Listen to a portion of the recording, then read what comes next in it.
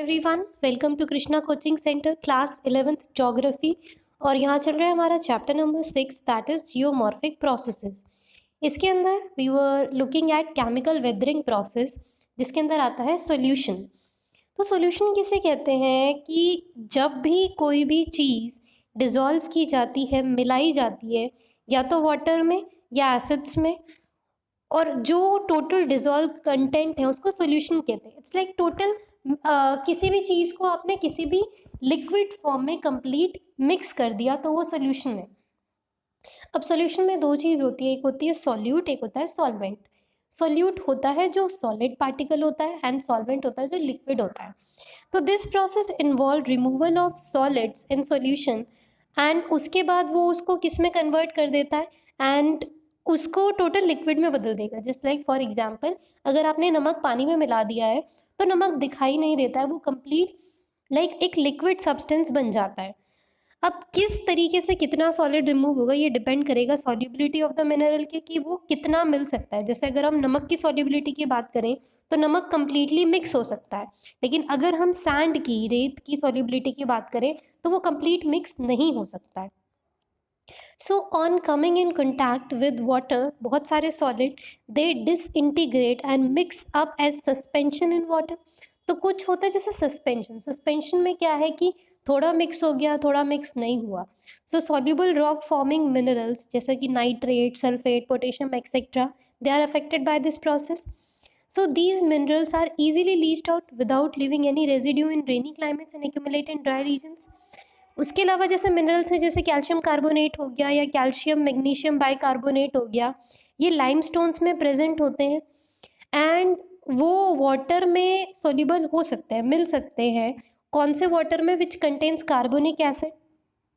और carbonic acid कैसे बनता है? On addition of CO2 carbon dioxide in water को, and they are carried away in water as solution. तो ये जो कैल्शियम कार्बोनेट या कैल्शियम मैग्नीशियम बाइकार्बोनेट हो गए, इन पे अगर बहुत पानी पड़ेगा तो ये वाटर के साथ कैरिड अवे हो जाते हैं।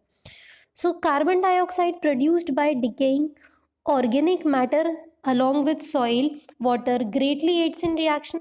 तो CO2 उनके पास कहाँ से आता है? तो CO2 जो वहाँ पे डेड डिकेइंग ऑर्गेनिक मैटर है उसमें से निकलता है, एंड जो वाटर है वो मोस्टली सॉइल से निकलता है। सो कॉमन सॉल्ट जैसा कि सोडियम क्लोराइड हो गया, ये भी एक रॉक फॉर्मिंग मिनरल है and is susceptible to the process of solution. तो एक सॉल्यूशन हो गया। फिर आ जाता है आपका कार्बोनेशन। कार्बोनेशन में क्या होता है? Carbonation is the reaction of carbonate and bicarbonate. Carbonation में कार्बोनेट और बाइकार्बोनेट रिएक्ट करते हैं मिनरल्स के साथ with minerals and is common process helping in breaking down of feldspars and carbonate minerals. तो ये जो एक तरीके से कार्बोनेशन है, कार्बोनेट पे रिएक्ट करेगा, बाइकार्बोनेट के साथ रिएक्ट करेगा विद मिनरल्स, और एक तरीके का कॉमन प्रोसेस जो हेल्प करेगा किस चीज़ को ब्रेक डाउन करने में? फेल्सपार्स एंड कार्बोनेट मिनरल्स को। तो कार्बोनेशन से कार्बोनेट मिनरल्स ब्रेक हो सकते हैं। CO2 कहाँ से लेंगे? From the atmosphere, and soil air वो is absorb by the water. अब जो CO2 हो गया, उसके अलावा सॉइल एयर हो गया जो वाटर ने एब्जॉर्ब किया, वो मिलके कार्बोनिक एसिड बनाते हैं। कार्बोनिक एसिड एक वीक एसिड होता है, बहुत स्ट्रॉन्ग एसिड नहीं होता है ये। So calcium carbonate and magnesium carbonate वो कार्बोनिक एसिड में वापस से डिजॉल्व हो जाएंगे and they are again removed in a solution without leaving any residue. So जो आपका ये कार्बोनेशन के प्रोसेस से जो भी कार्बोनेट वगैरह थे वो कार्बोनिक के साथ मिलके एक टोटल रॉक टाइप का फॉर्मेशन कर देंगे और कोई रेजिड्यू वो वहाँ पे फॉर्म नहीं करेंगे।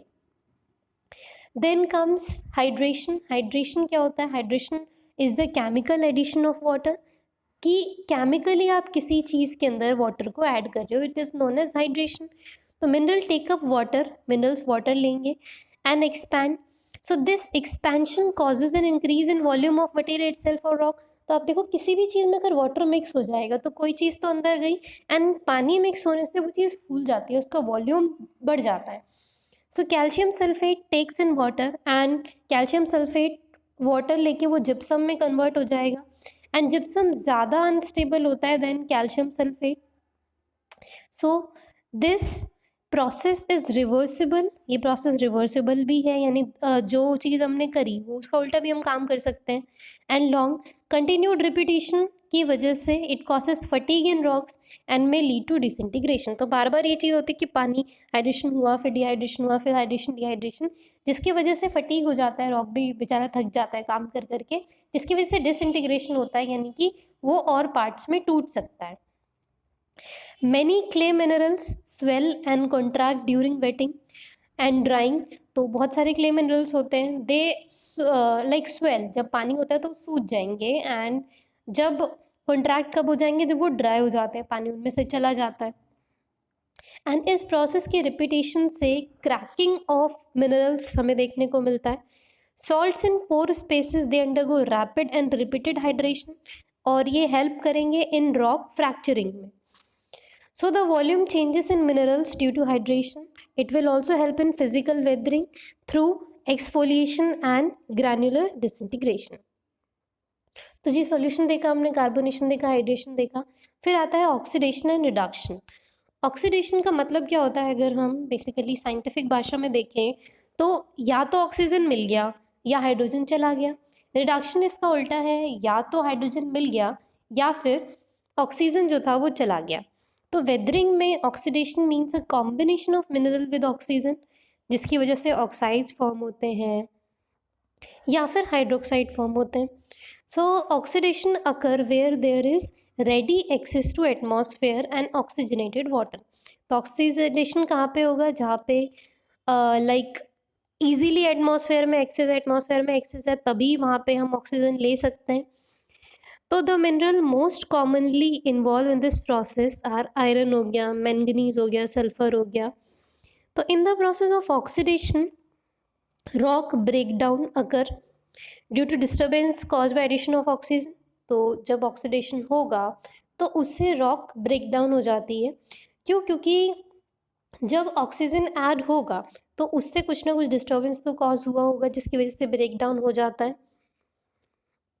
Red colour of iron upon oxidation, red colour किस में चेंज हो जाएगा, ब्राउन में हो जाएगा या फिर येलो में हो जाएगा। So when oxidised mineral are placed in an environment where oxygen is absent, reduction take place. तो जहाँ पे ऑक्सीजन नहीं है वहाँ पे क्या होता है कि फिर हाइड्रोजन वगैरह निकलने लग जाता है या हाइड्रोजन वगैरह इन्वॉल्व होने लग जाता है, तो वहाँ पे रिडक्शन होता है। Such condition exist usually below the water table, जहाँ पे स्टेगनेंट वाटर है या फिर लाइक पानी बह नहीं रहा है, वहाँ पे फिक्स वाटर है। Red colour of iron upon reduction, red greenish में चेंज हो जाएगा या ब्लूइश में चेंज हो जाएगा, और जो ऑक्सीडेशन था उसमें किस में चेंज हुआ था, ब्राउन या फिर येलो में। सो ग्रीनिश या फिर bluish grey. This weathering process are inter related, ये इंटर रिलेटेड है। हाइड्रेशन, कार्बोनेशन, ऑक्सीडेशन वो एक साथ चलते हैं, they go hand in hand, and weathering के प्रोसेस को वो और स्ट्रॉन्ग कर देते हैं। सो ये देखिए हमने जो थे केमिकल वेदरिंग प्रोसेस। उसके बाद आता है फिजिकल वेदरिंग प्रोसेस। फिजिकल कोई भी चीज़ लाइक जो ऊपर से हो रही है, आपको दिखाई दे रही है। जैसे हमने बचपन में देखा था ना, फिजिकल चेंजेस, केमिकल चेंजेस। तो फिजिकल कौन से हैं, जो आप एक तरीके से ऑब्जर्व कर सकते हैं। So the applied forces gravitational forces हो सकते हैं, जैसे कि ओवरबर्डन प्रेशर, लोड या शेयरिंग स्ट्रेस। एक्सपेंशन फोर्सेस, जिसकी जैसे टेम्परेचर में चेंज आया, हीट अगर कहीं पे होती है तो वहाँ पे चीज़ें एक्सपैंड होने लग जाती है। क्रिस्टल ग्रोथ हो गया, कोई एनिमल एक्टिविटी हो गया। Water pressure, they are control by wetting and drying cycles. बहुत सारे ये जो फोर्सेस हैं, they are applied both at surface and within different earth material, जिसकी वजह से रॉक फ्रैक्चर हो सकता है। Most of the physical weathering processes they are cause by thermal expansion, यानी कि हीट की वजह से एक्सपैंड हो गई चीज़ें एंड प्रेशर रिलीज हुआ। So these processes are small and slow but can cause great damage to the rocks because of continued fatigue, and the rocks suffer due to repetition and contraction and expansion। जिसकी वजह से बहुत सारे rock fracture देखने को मिल सकते हैं, नुकसान देखने को मिल सकता है, काफ़ी सारी चीज़ें। इसी के अंदर आता है unloading and expansion. Unloading and expansion हो गया, या उसके अलावा टेम्परेचर चेंजेस हो गया, सॉल्ट वेदरिंग हो गया, ये सब एक्सटर्नल का पार्ट है। सो इसको हम कवर करेंगे अपने अगले वीडियो में। So thank you so much. I'll meet you all in my next video. Thank you.